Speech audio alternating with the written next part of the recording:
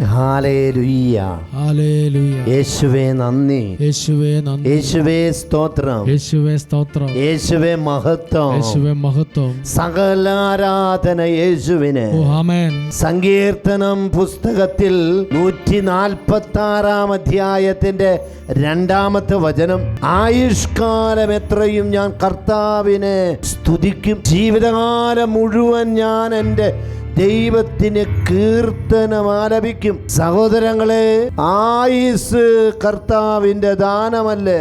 ജീവനും ജീവിതവും നമ്മുടെ കർത്താവിന്റെ ദാനമാണ്. പ്രിയപ്പെട്ടവരെ, ഇത് തിരിച്ചറിഞ്ഞ് ജീവിക്കണമെന്ന് കർത്താവ് നമ്മളെ ഓർമ്മിപ്പിക്കുക. അതോടൊപ്പം തന്നെ ജീവിതകാലം മുഴുവൻ അതുകൊണ്ട് ഞാൻ എൻ്റെ കർത്താവിന് നന്ദി പറയും. ഇന്ന് ജീവിതത്തിലേക്ക് നോക്കുമ്പോൾ എല്ലാം ദാനമല്ലേ? ഈ ജീവിതം ദൈവത്തിന്റെ ദാനമാണ്. ഇന്ന് സഹോദര സഹോദരി, നിനക്ക് ദൈവം തന്നിരിക്കുന്ന ഈ ജീവിതം, ഇന്ന് നിനക്ക് തന്നിരിക്കുന്ന സുഖ സൗകര്യങ്ങൾ, ഇന്ന് നിനക്ക് ജീവിതത്തിൽ നീ അനുഭവിക്കുന്നത് മുഴുവൻ ദൈവത്തിന്റെ ദാനമാണ്. ദൈവത്തിന്റെ ദാനമല്ല എന്ന് നീ അഹങ്കരിക്കരുത്.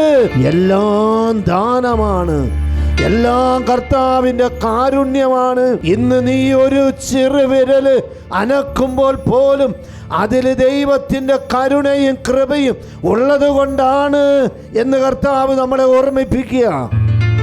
നന്ദിയുള്ളവരായി തീരുവാൻ, ദൈവത്തോട് നന്ദി പറയുന്നവരാകാം. ജീവിതം മുഴുവനും ദൈവമേ നന്ദി എന്ന് പറയുന്ന ഒരു ജീവിതമാക്കി, നന്ദിയുടെ ജീവിതമാക്കി മാറ്റുവാൻ കർത്താവിന്റെ വചനം നമ്മളെ ഓർമ്മിപ്പിക്കുകയാണ്.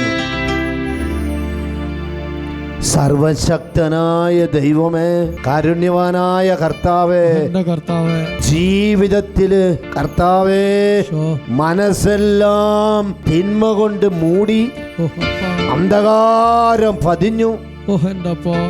ആധിപത്യങ്ങൾ ദൈവമേ ദൈവമക്കളില് കടന്നു വന്ന് ഇന്ന് കർത്താവേ ഒരു വാക്ക് നന്ദി പറയാൻ പറ്റാത്ത വിധത്തിൽ ദൈവത്തിൽ നിന്ന് അകന്നുപോയ മകളുടെ ജീവിതത്തെ ഇപ്പൊ നീ കാണണമേ.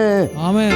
മനസ്സിന്റെ മടുത്തുപോയ അവസ്ഥകള്, മന്ദീഭവിച്ചു പോയ ജീവിതങ്ങള്, ദൈവമേ ദൈവത്തോടും ദൈവിക കാര്യങ്ങളോട് നിഷേധാത്മക വെച്ച് പുലർത്തുന്ന ഓരോ മകളുടെ മേല് കടന്നു വന്നിട്ടുള്ള അന്ധകാരത്തിന്റെ തിന്മയുടെ സ്വാധീന ശക്തി യേശുനാമത്തിൽ വിട്ടൊഴിയട്ടെ, വിട്ടുമാറി പോകട്ടെ, വിട്ടുവപ്പിക്കപ്പെടട്ടെ, ഇപ്പോഴും എപ്പോഴും എന്നേക്കും.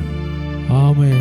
ദൈവപിതാവേ അങ്ങയെ ഞങ്ങൾ ആരാധിച്ചിരുന്നിതാ, ദൈവപിതാവേ അങ്ങയെ ഞങ്ങൾ പാടി സ്തുതിക്കുന്നിതാ, ദൈവപിതാവേ അങ്ങയെ ഞങ്ങൾ ആരാധിച്ചിരുന്നിതാ, ദൈവപിതാവേ അങ്ങയെ ഞങ്ങൾ പാടി സ്തുതിക്കുന്നിതാ. ആരാധന അങ്ങേക്ക്, ആരാധന, ആരാധന